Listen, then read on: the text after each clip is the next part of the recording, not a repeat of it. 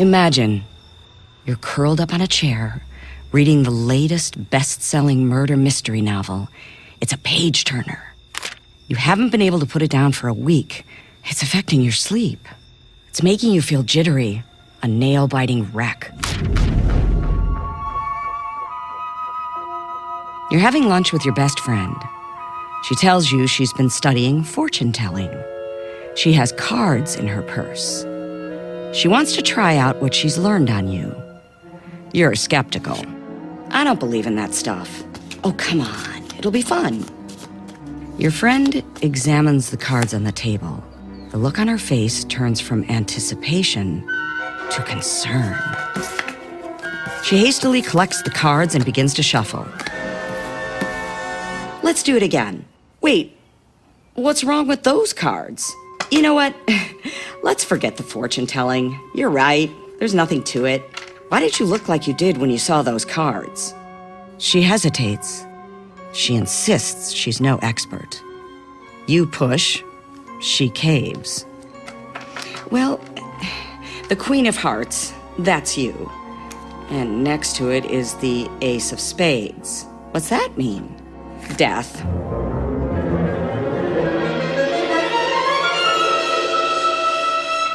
Well, what's it doing so close to me?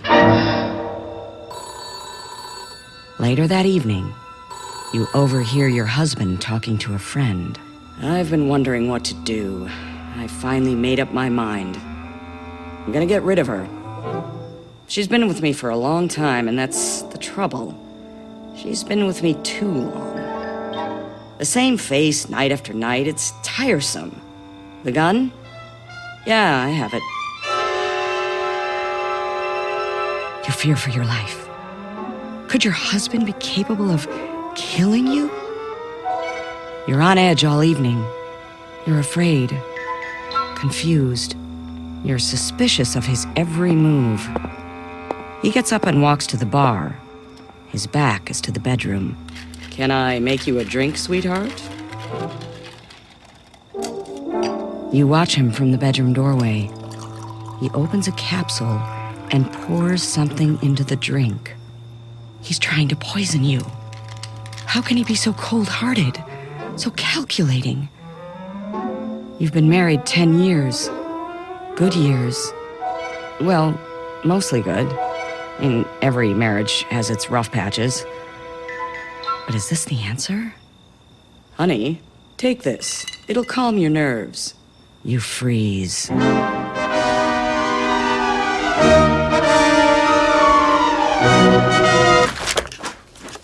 You put down the script with a sigh. It needs work. You have to start cracking the whip with the writers. They're not gonna like it.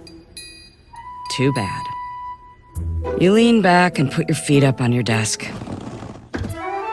You smile. Who says a woman can't be as good at this as a man? You're gonna like being in charge.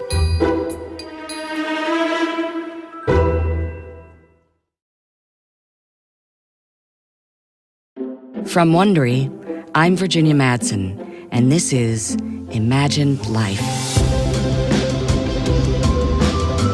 On each episode of Imagined Life, we'll take you on an immersive journey into the life of someone you may think you know, maybe even admire, or the opposite. But no one realizes what it felt like to be them before the whole world knew their name. You will experience the challenges, the heartbreaks, the loss, and the triumph. There will be clues to your identity along the way. Only at the end will you find out who you are.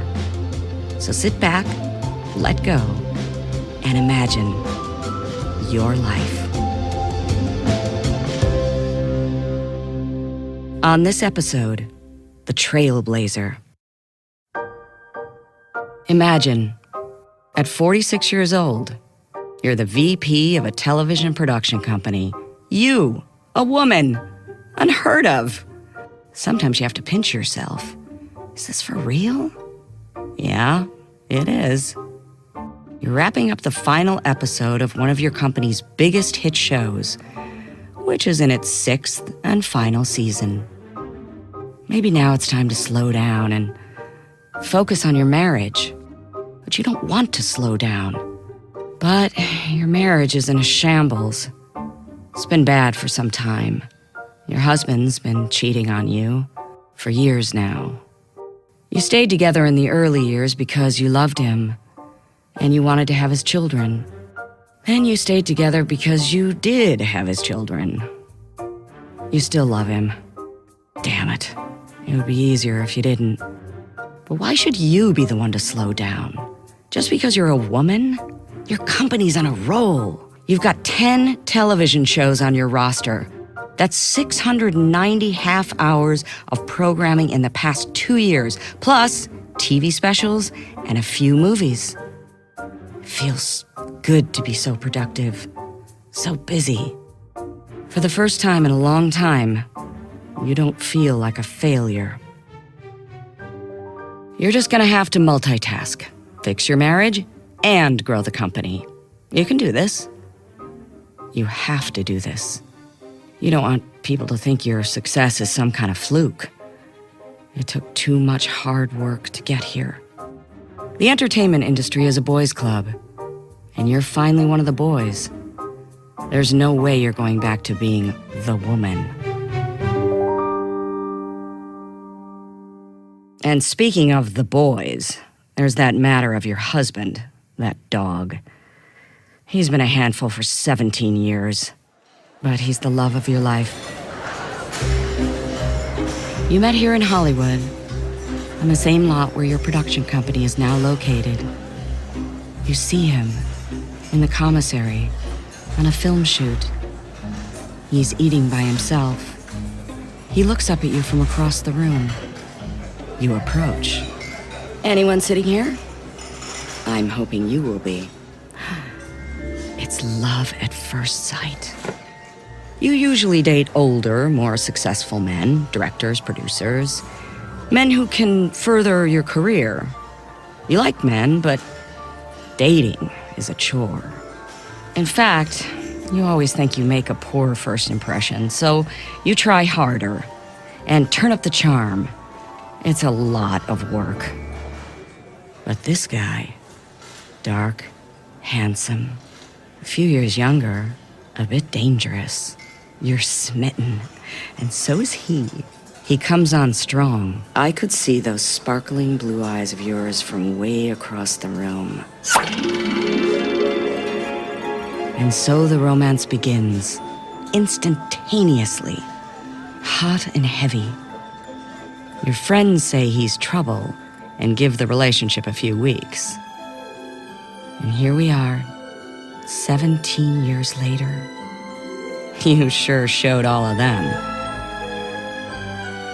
If only you could fix the marriage. You've tried, but he's not trying. And something inside you keeps giving in to his unacceptable behavior. Men.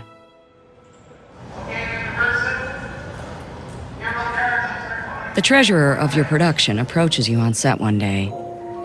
He tells you one of the major studios has fallen on hard times. A well-known business magnate owned it for a while and ran it into the ground. The studio's for sale.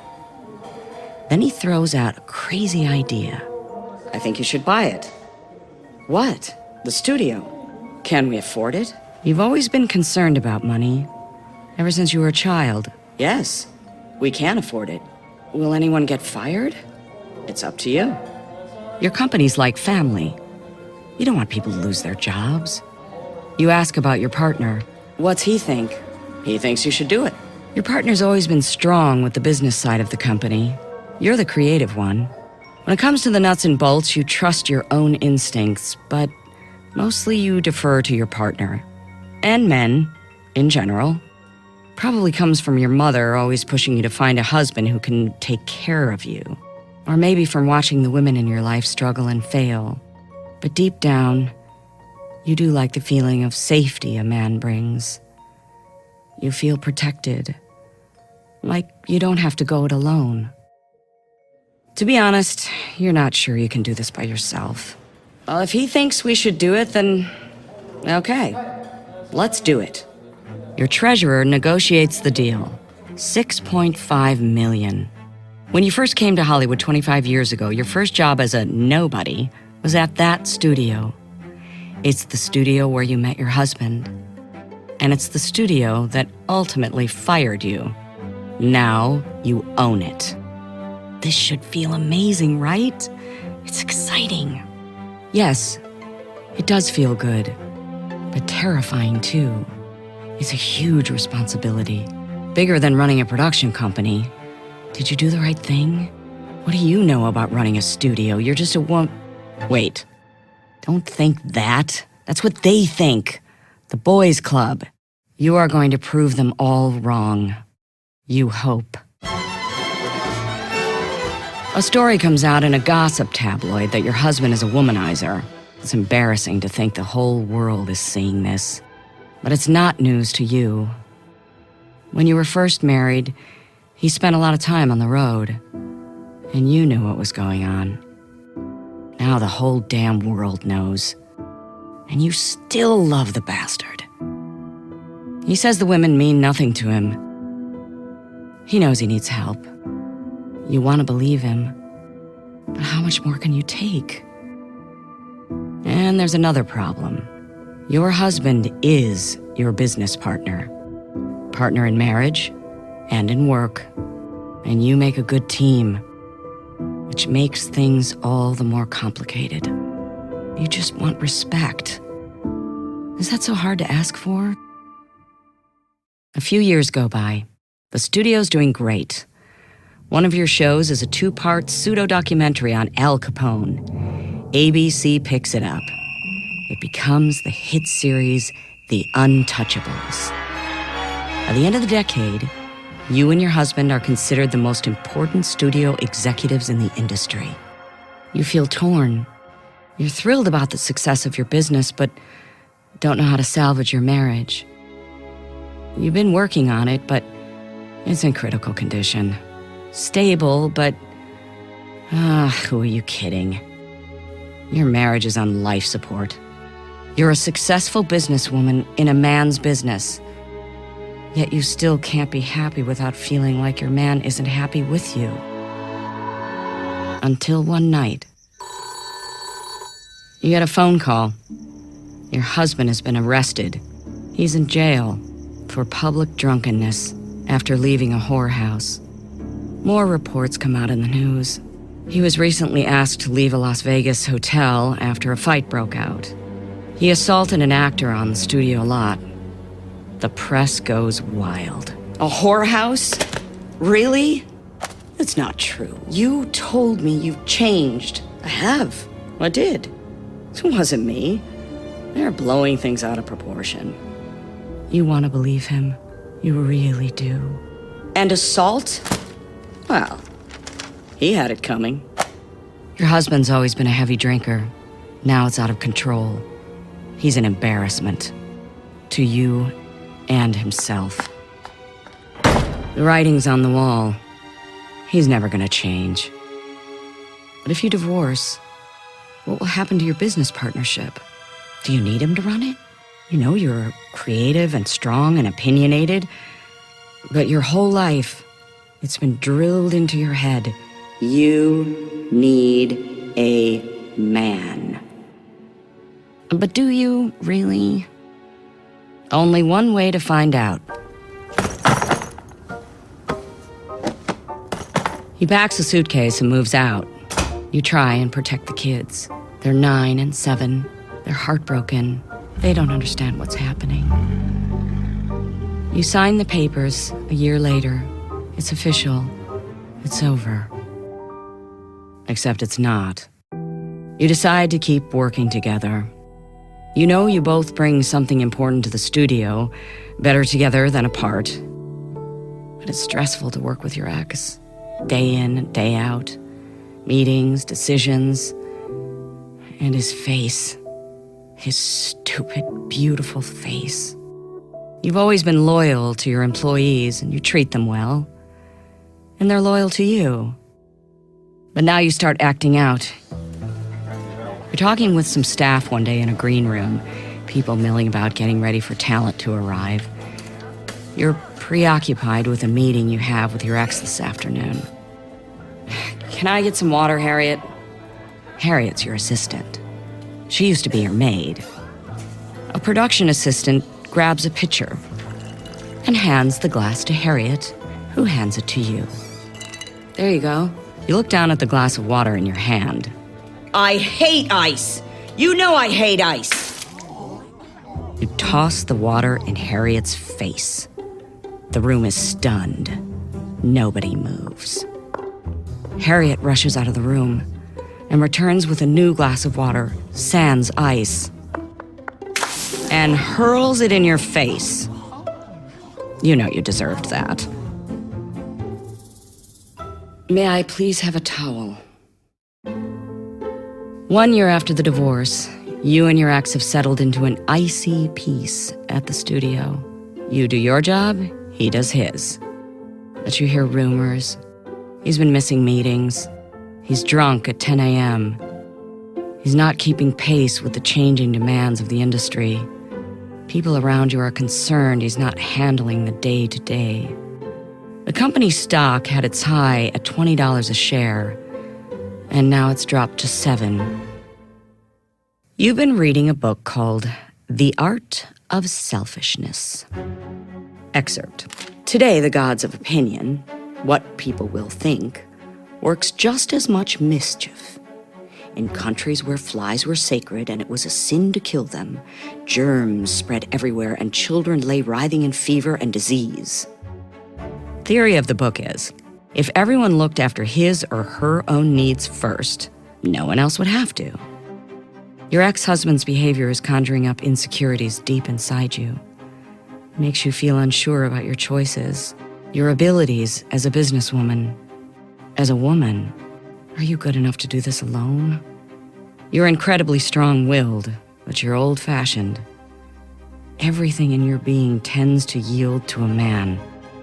But this new selfishness theory is strangely comforting. Or maybe it's just a justification. Anyway, it works for you. You toughen up. This partnership is finally over, you tell yourself. Now you have to tell him. You've got 30 days. Buy me out or sell your shares to me. We're through. It works. He sells his shares to you. You sever ties. You are now the first female head of a major studio and production company. Ever. You've been dating a struggling comic named Gary for the past 9 months. And although it's only been a year since the divorce, your mother convinces you it's time to settle down. Your kids are gonna grow up and you're gonna be alone. Mom, why do you do this to me? You hate when she puts men on a pedestal. But she's your mother and gets to you nonetheless. The idea of being alone hits you hard, in the gut. Your father died when you were 4. Your mother remarried quickly. Your new stepfather was not very fond of children. Be good, you two. Don't give your grandparents a hard time. Love you. Your new father whisked your mother off to Detroit for a job, and she left you and your brother behind. Your brother went to your mother's parents' house, and you were sent to live with your stepfather's parents. Essentially, complete strangers. You felt abandoned and couldn't bear to be alone. A phobia that's plagued you for life. Gary's great for you. He's nothing like that first husband of yours. Gary's tall. He's funny. And he gets out of your way. Gets out of your way.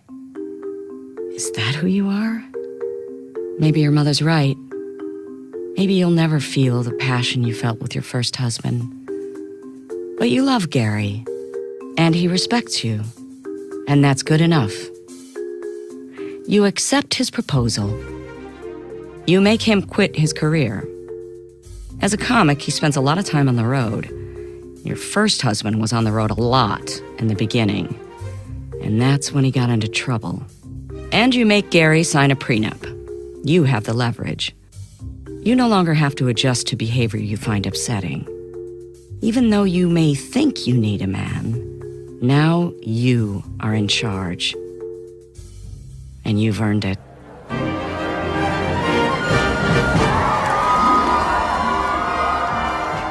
"4 years under your sole leadership, your studio develops and greenlights massive hits. Mannix, Mission Impossible, Star Trek. 1966 sees 14 Emmy nominations for your studio. Big-name movie stars want to work with you. The power is going to your head. But you've worked hard to get here. You didn't make it until you were close to 40, and with so much early failure, you fear losing it all. So you become a perfectionist. You become difficult to work with. You berate Joan Crawford in front of the crew on set one day. She flees to her dressing room in tears. And they say I'm a bitch. You shout at Richard Burton. You're off your mark. And you kick his foot into the correct spot. By the end of the shoot, Elizabeth Taylor is referring to you as Miss C-Word, although she uses the actual word. And the worst part is, you're afraid she's right. What are you turning into? In spite of your accomplishments, you can't seem to shake this lingering feeling that it will all come crashing down. Failure is familiar to you. And then there's the money. You're always impressed by people who have it, forgetting that you do too. Money was scarce when you were growing up. Old habits die hard. Okay, let's settle down. You're getting a board meeting started when one of your executive pipes up. Why the hell aren't there ever any pencils around here? You open your binder and roll one towards him. After the meeting, you sheepishly ask the executive to follow you. Where are we going? You lead him to a hidden supply closet off the main corridor. The executive's jaw hangs open. What the F? Boxes and boxes of pencils line the shelves. Hundreds of them, unopened. The executive is speechless. If you didn't have pencils in school when you were a boy, you'd understand. But you own the studio. You own all the pencils, no matter who uses them. You're stealing from yourself. He's right. You have 800 people working for you, depending on you, for their livelihoods. Is this what respect feels like? Why do you feel so alone? Here in Imagined Life, we believe that by connecting you to the stories we tell in a way that feels real, we're connecting you to the broader human story. Because people and communities, they matter. The connections and the shared qualities that make us all alike are causes for celebration. And that's why I love our sponsor, Ancestry. No other test brings family stories to life like Ancestry DNA. With over 350 region results, 2 times more than any other DNA test, Ancestry helps you learn a more complete story of you. It connects you to that broader human story while celebrating the qualities that make each person unique. I took an Ancestry DNA test, and it was a surprisingly emotional experience for me. I didn't realize how profound an experience it would be to see not only my breakdown, but my ancestors' migration patterns. Wild. Plus, I logged on the other day and saw that my results had gotten even more detailed, since the science they use gets more sophisticated over time. Want to take your own journey of discovery? Go to Ancestry.com/imagined to get your kit today. For a limited time, it's on sale for $59. That's the perfect gift for the perfect price. Give the gift of discovery to yourself, or share it with those you care the most about. That's Ancestry.com/imagined.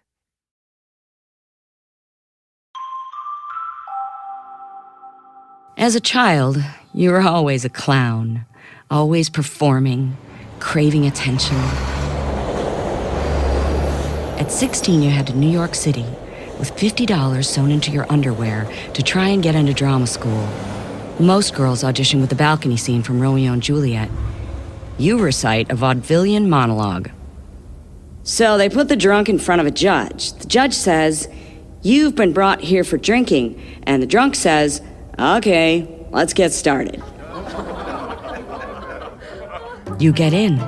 You're excited and petrified. But you don't thrive in this environment like you hoped. Your classmates take drama very seriously. Your teachers unnerve you. You don't take criticism well. You're uncomfortable. You clam up. After a few months, you drop out. All I learned in drama school was how to be frightened.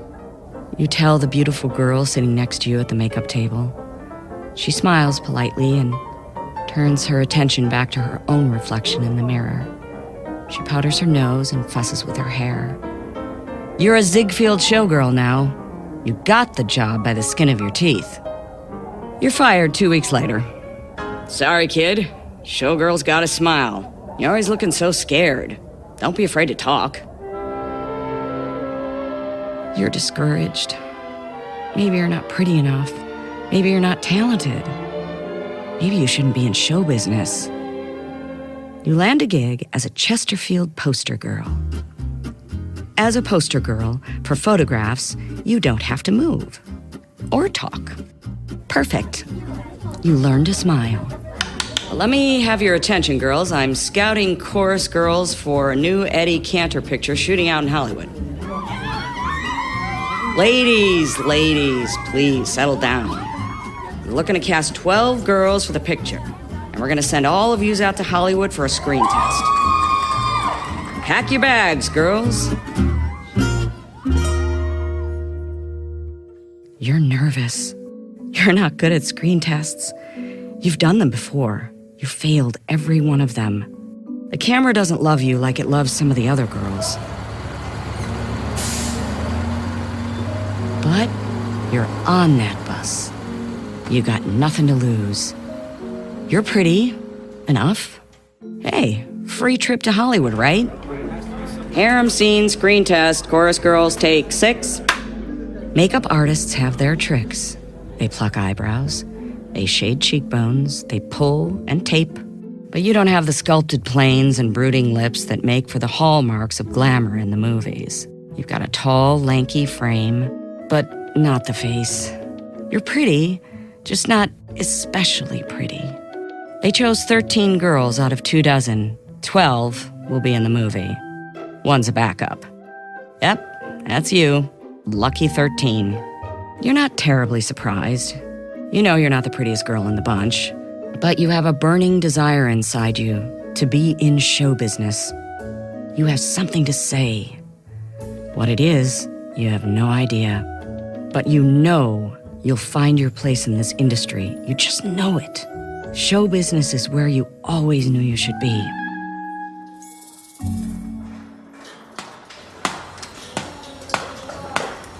You hang around the studios hoping an opportunity will come up. Maybe some work as an extra. You talk to everyone you see. Stagehands, grips, lighting guys. It's exciting to see how the sausage gets made. A few days before production on the Cantor picture, a girl drops out. You're in. Maybe 13 is your lucky number. You're 21 years old and about to become a Goldwyn girl in a big Hollywood movie. In a scene set in a beauty salon with mud packs, Cantor wants to try a sight gag where he bends over, missing a flying glob of mud, and hits one of the girls in the face. The director turns to the chorus girls. Any of you girls up for your face covered with mud? You look around. The girls are quiet. No one wants to ruin their makeup or look unattractive. I'll do it. The girl next to you whispers in your ear, "Don't do it. No one will know who you are." Nobody knows who I am anyway. You cover your face in goop. The other girls find it amusing. After the film wraps, you get more bit parts, small parts, walk-ons, some with lines, some without. Out of the 24 girls who came to Hollywood with you, only 4 still work for Goldwyn 1 year later. The other girls left town. Couldn't handle the projection. For you, you're just getting started. At the age of 24, RKO, signs you as a contract player. You're thrilled. It's finally happening. Or is it? In 2 years, you do bit parts in almost 30 films, from hat check girl to telephone operator. Not exactly what you were hoping for. You're swept up in Selznick's research for the perfect Scarlett O'Hara, for Gone with the Wind. You audition. You don't get it.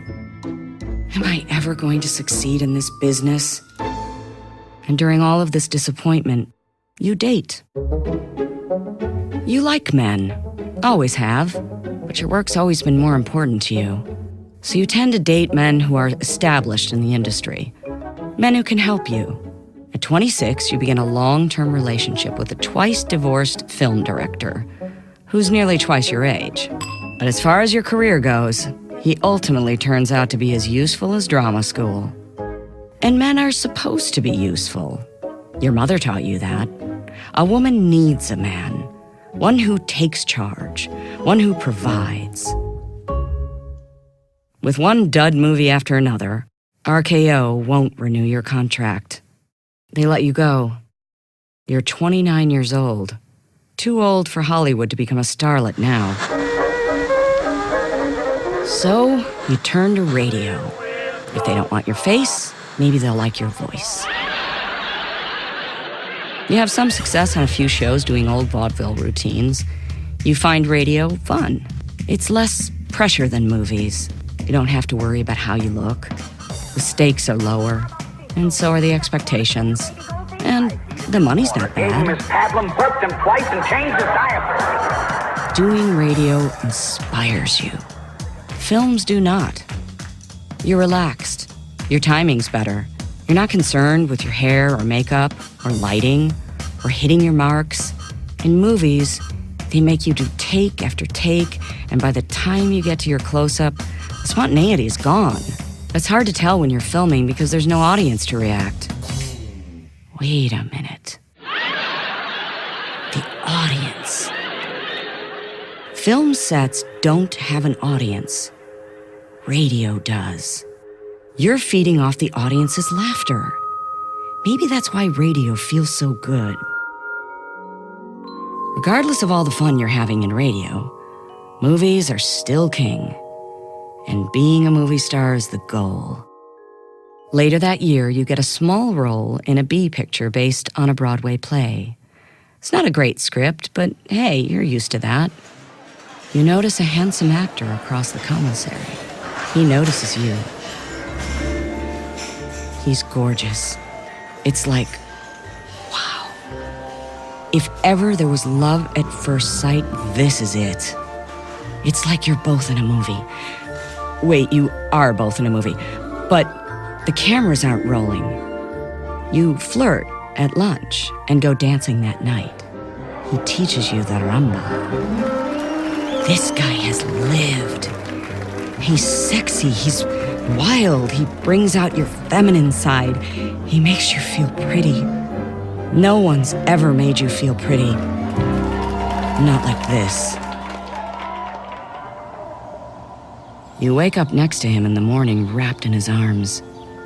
You make him breakfast. When he leaves, you call your long-term director boyfriend. Yeah, that guy.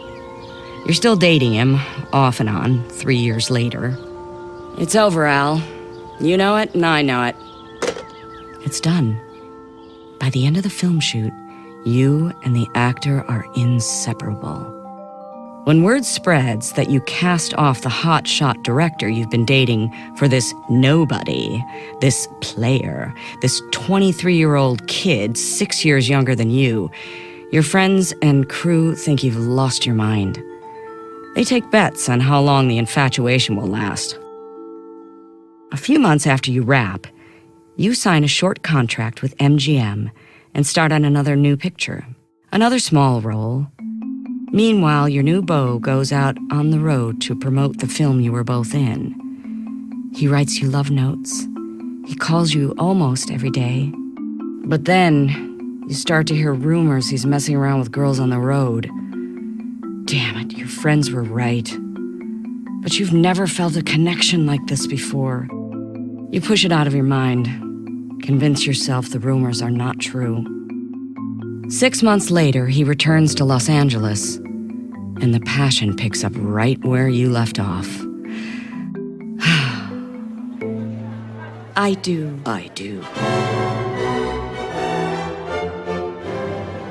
You elope. You know it's crazy. You've known him less than a year, but you're in love, and he loves you. You're a strong, independent woman, but when it comes to men, you're old-fashioned. You're happy in your new marriage, but you can't seem to get a handle on your career. You're 36 years old when MGM drops you. You'll never be a movie star. Your career is over. You're a failure. It feels like the moment 20 years earlier when you dropped out of drama school. A big, fat failure. But it turns out it isn't the last time Hollywood will call.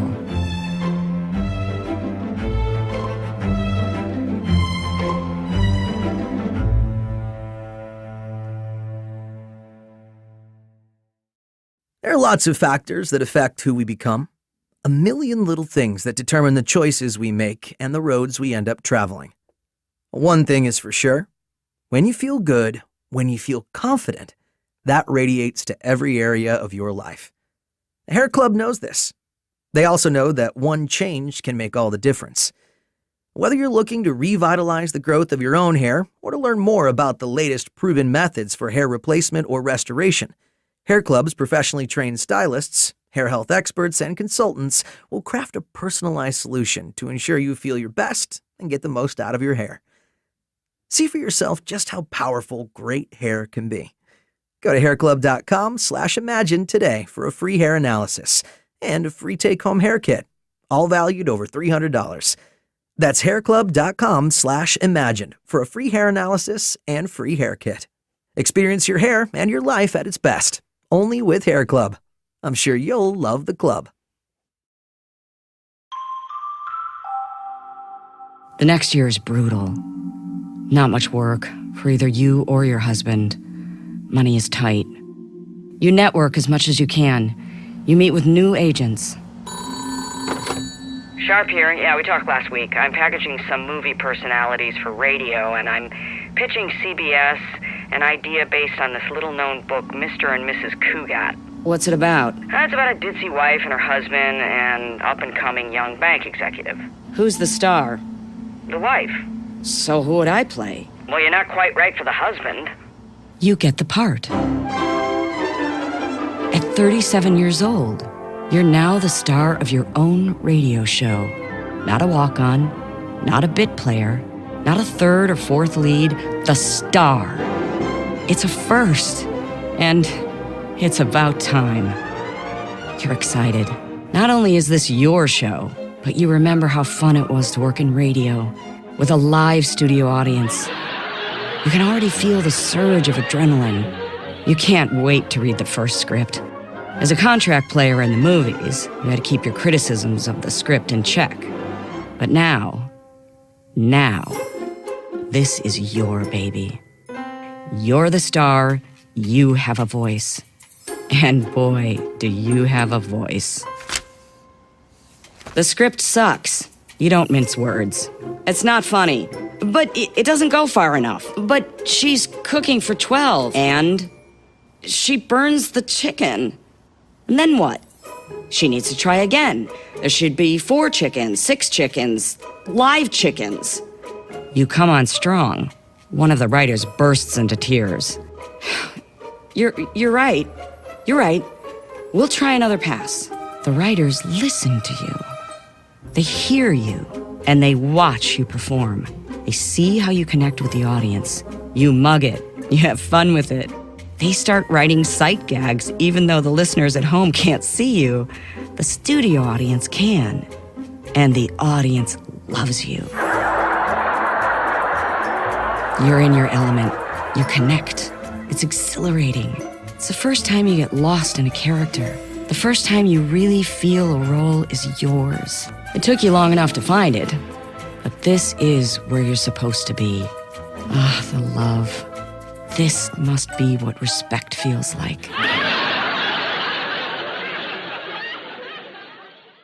The radio show's a huge success. You make 124 episodes.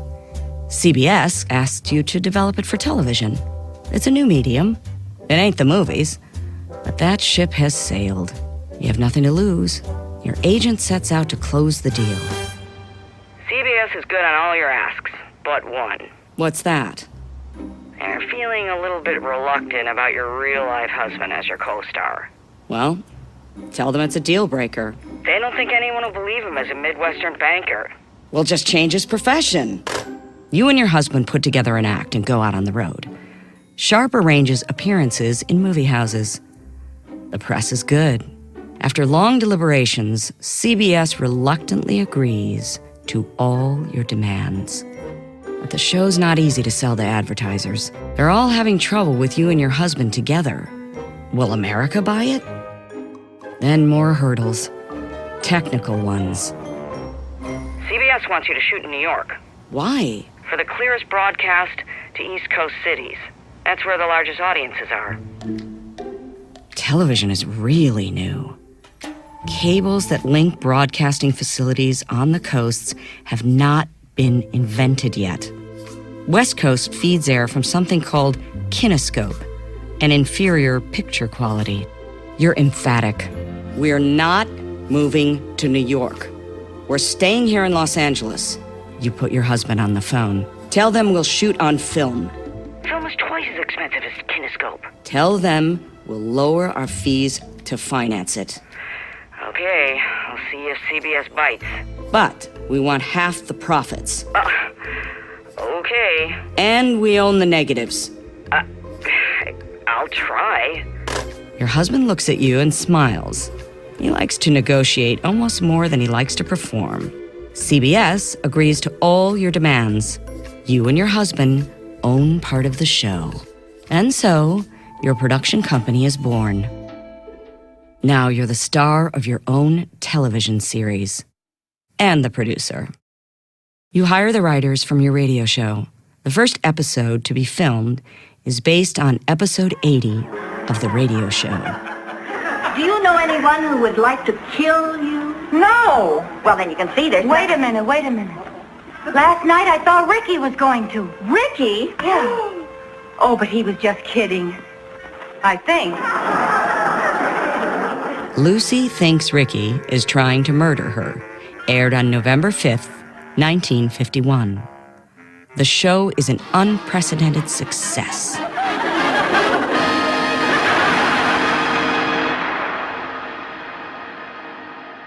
In 1986, you turned 74. The past decade has been rough. No one wants to cast you anymore in anything. Your fourth and final television series was a stinker. It was canceled after 2 months. Then Desi dies of a heart attack. You've been divorced for 30 years, but you're heartbroken. You miss the passion. You miss a lot about the old days. You and Desi built an empire. You introduced techniques that have become standard practice today. A 3-camera sitcom with multiple sets, filmed in front of a live audience. You laid the groundwork for the multi-billion-dollar syndication industry, in front of the camera and later as the head of your own television studio. You made Hollywood the television capital of the world, and you did it with force, power, and conviction. But today, on your 74th birthday, you don't feel like anyone remembers you. Today, you just feel old. 3 years later, the Oscar committee invites you to appear at the awards with your longtime friend Bob Hope. You love Bob. You've made 4 pictures together, but you're reluctant. You feel unglamorous, forgotten. You turn on the TV, and there you are. Like always, you're always on TV. Somewhere. And you hear the laughter. Hell, maybe you should just do the gig.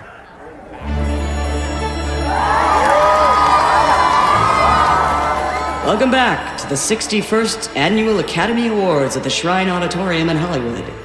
Please welcome to the stage comedy legends Lucille Ball and Bob Hope. You and Hope walk across the stage. The crowd goes wild. A standing ovation. It feels like you're walking for miles. You reach the podium. You look out at the standing, cheering, adoring crowd. You do feel it. They love you. They've loved you for decades. You made this. I Love Lucy was the highest-rated primetime series for the first 4 of its 6 seasons on television.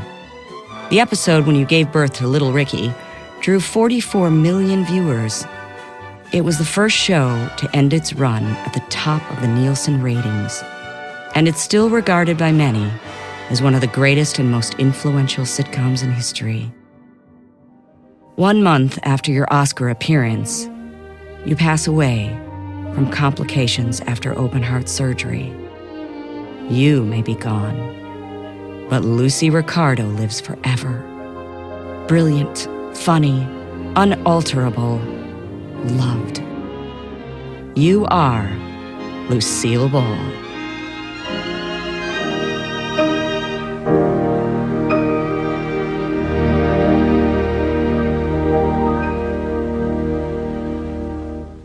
I hope you enjoyed this episode of Imagined Life. If you did, please subscribe right now on Apple Podcasts, Spotify, Google, Wondery.com, or wherever you're listening. If you're listening on a smartphone, tap or swipe over the cover art of this podcast, where you'll find a link on the episode notes and some offers from our sponsors. Please support our show by supporting them. If you like what you're hearing, we'd love for you to give us a 5-star rating and tell your friends to subscribe. Another way to support us is to answer a short survey at Wondery.com/survey. And a quick note about recreations you've been hearing. In most cases, we can't know exactly what was said. Those scenes are dramatizations, but they're based on historical research. I'm your host, Virginia Madsen. Michael Seldich wrote this episode. Sound design is by Jeff Schmidt. Audio assistance by Sergio Enriquez. Theme music is Breakmaster Cylinder. Our executive producers are Stephanie Jens, Marshall Louis, and it was created by Hernan Lopez for Wondery.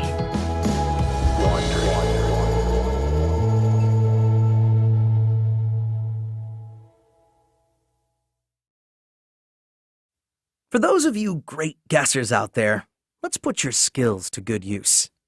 Don't just imagine what it would be like to listen to any book you want on your morning commute. Make it a reality with an Audible membership. You can win 3 months of free listening to books like The Diana Chronicles by Tina Brown or Elon Musk, Tesla, SpaceX, and the Quest for a Fantastic Future by Ashley Vance. So, how to win? After each Imagined Life episode, we'll give you a clue about next week's episode. Then, if you head over to Wondery.com/imaginedlife to submit your guess, you'll be entered for a chance to win your free 3-month membership to Audible. This week's clue is, you were a cover girl before you were a big screen legend. Have an idea?